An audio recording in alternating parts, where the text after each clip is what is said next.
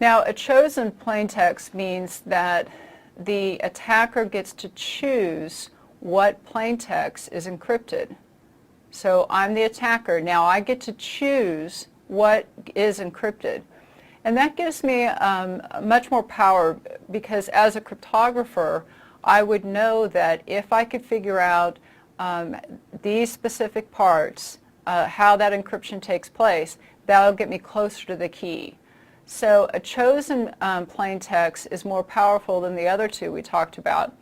And as a simple example, let's say that I write a message or I send you a document that I think that not only are you going to believe that it's true, you're going to encrypt it and send it on to someone else.